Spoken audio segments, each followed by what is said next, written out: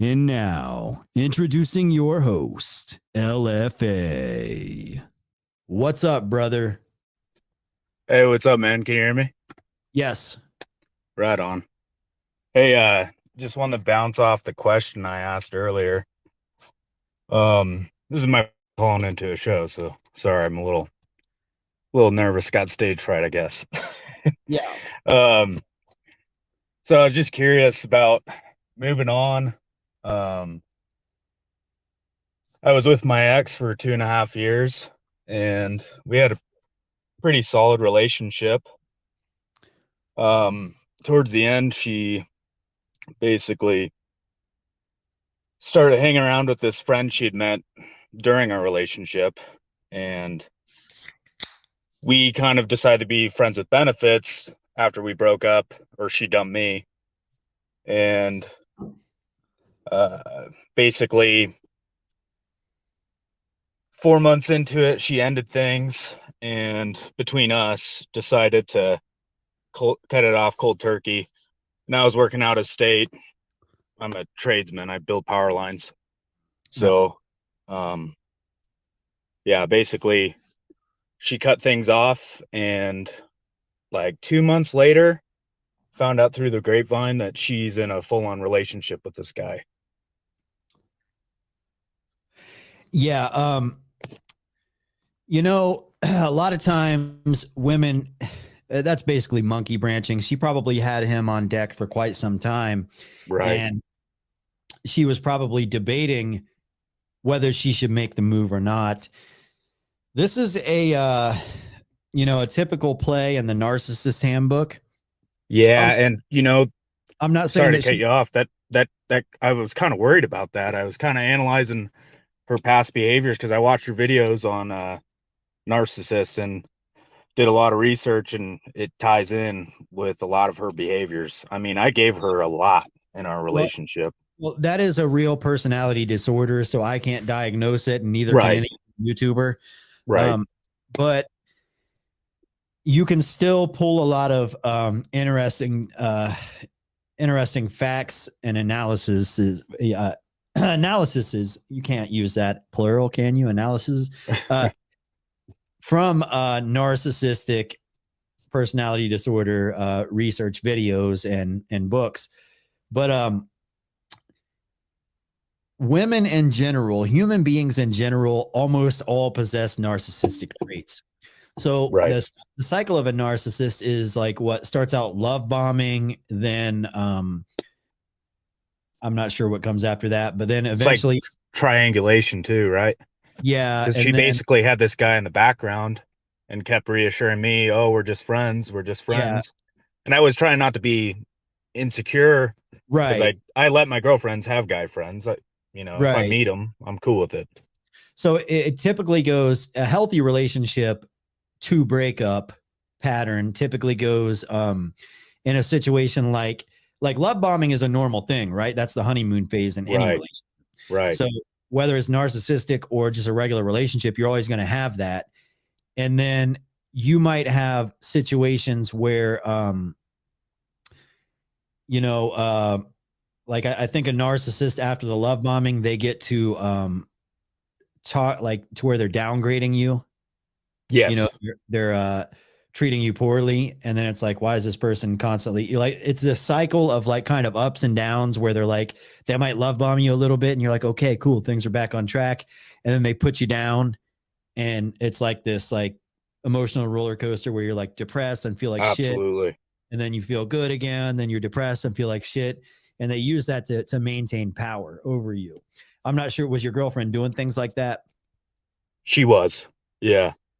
Okay, and then Towards the while end, she was, primarily. yeah, and while she was acting distant, typically what happens in that phase, whether she's a narcissist or not, when that happens, if she's treating you bad and acting distant, what this means is she's found a new supply, the narcissist community would say, or she's found a new interest, the normal community would Right. say, and she's playing the field again. She's actually entertaining him and considering him as a real option. And then you leave town. Maybe you're better than him. Okay. Maybe you are better than him in every single measurable category. Well, and you know that's But sorry to cut you off again. That's been one well, thing for me to hold yeah on. yeah But maybe you're better than him in every measurable category, but now you're gone, you've moved away. And on top of that, she's bored of you because she realizes you are a normal person who's capable of a normal relationship, which right means she feels like she has you beat. It's like, oh, this guy's committed to me. I've got him beat. And that makes you boring. So she wants a new supply that she can groom and turn into what you used to be. But then she'll do the same thing to him. right. No, yeah, I mean a lot of that adds up to what you're saying. It's pretty crazy. I mean, it was kind of a shit show. She seemed rather stable throughout the relationship, but I guess, you know, you kind of get disillusioned when you're in love and you don't Right. see a lot of that shit when you're in it. Yeah. But when we broke up, she was getting blackout drunk pretty much every night. Actually, she's 22. I'm 27, and this new guy she's fucking with is 23. But she she was getting blackout drunk every night after we broke up. Actually developed gout, like started getting in her feet. Uh-oh. Like, and she's a rather attractive girl, you know, so I was fucking shocked. Shortly thereafter, I mean, I haven't shared too much details about her, so hopefully no one can tie the story, but um yeah, yeah. But so she ended up hanging out with this group of rich guys. This was we shortly decided to become friends with benefits after like a month of not talking after we broke up, and she got date raped, and uh whole traumatic experience. She started seeing a therapist.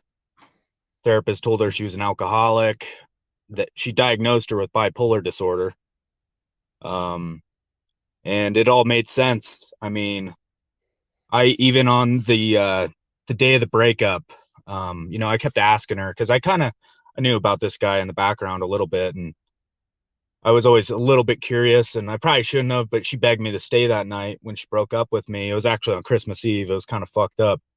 And so I stayed the night. I was like, whatever, you know, fuck it. And I decided to go through her phone. I was too curious just to see if she was, you know, leaving me for someone else. And I didn't really find much, but, you know, I found like a suicide note on there. Uh, I found a bunch of pictures with this new guy that she was with, but they weren't like anything crazy. But I tore into her about that. I was pretty honest about what I had done. I told her the next day I'd gone on her phone, and but anyways, I don't want to take up too much time, but like, I mean, yeah, it's a fucking shit show, and I guess I've been trying to puzzle the pieces together in my mind because you know it was a great fucking time we had. Besides, towards the end, that's when I really saw those patterns that you know may or may not be narcissistic, and Yeah. um, reconciling like you know any plausible interactions with her in the future is kind of disheartening, and like feeling like the relationship was a fucking lie is what I really struggle with. Like tarnishing the memories, I guess, because I mean, I have I've never had too hard of an issue getting women. Yeah. It doesn't really help me get over her. I've been rather successful on Tinder, but like it's like the memory, and you suggested no contact, which I've been doing, you know. I couldn't help myself but tear into her once I found out she was dating this guy, sent her a message, and I was kind of like, you know, that's really fucked up. You lied about all that when I brought it up time and time again.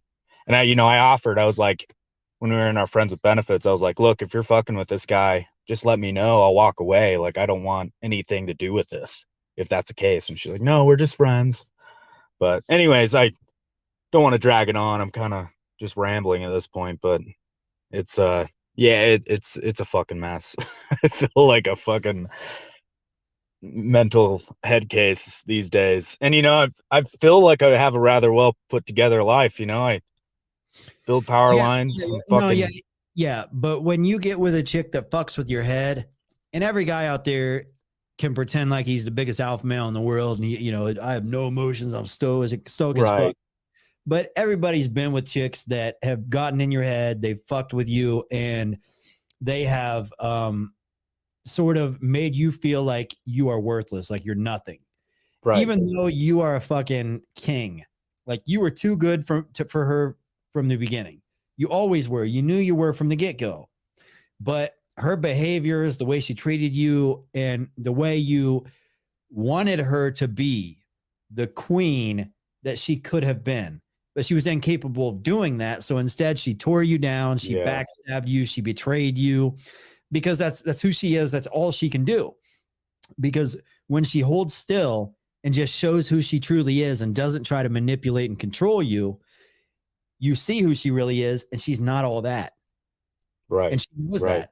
And she is terrified of people realizing that. So she plays these stupid games. She gets with one guy. She love bombs him. Then she has the highs and the lows. She backstabs him, betrays him, discards him, moves on to another guy, and repeats the process every year. Endless cycle. Yeah. And, you know, a lot of them do that shit. And it's unfortunate because when you're a guy who is, I don't want to use the term naive, because I was a little bit, you know. Yeah, well, to some degree, okay, men and women are different in this way. We don't tend to have guards, right? We have standards. We have testosterone, so we're aggressive. We move with force, but women have guards up, right? So since we don't have that guard, when we see a woman we're attracted to, we're just kind of like, all right, let's let her in. You know, I'm the fucking alpha male. Like, let's make this happen, right? Yeah. So we make it happen. Where women have guards, she's kind of like, should I let this guy in or not? And since we don't have that guard, it makes us naive. Like to some degree, like most men are naive. So you might think like, look at this innocent little thing. She could never fuck my life up, right? Right. Yeah. But time and time again, guys find out the hard way. They are very capable of fucking your life up. Oh, fuck yeah. Yeah. Yeah. It's important to recognize these behaviors early on. And, when you go through one of these situations, there's a lot of people that call themselves survivors of the situation, like, because it's so devastating, like it fucks their life. Eventually you'll come out. And I'm not trying to quite sound like a victim. I just, it fucking hurts. That's the only thing. 100%. When you're going through it, it's going to hurt. But after like 2 weeks of no contact, I mean, no contact, not looking at her social media, because that's contact. Anytime you do that, you're reminding yourself of her, and you're like, remember how innocent she was in the first fucking month I knew her. Remember how cool and nice she was, how sweet she was, how vulnerable she was, how kind she was. But that's not who she really was. That was the mask. She took the mask off and you saw who she really was. And that's the devastating part. You put her way up here, but she's really way down here. And you can't accept that. No, 100%. Yeah. And but once you go no contact and you realize, shit, I was dealing with a fucking demon. I was literally dealing with a fucking with a satanic demon from hell.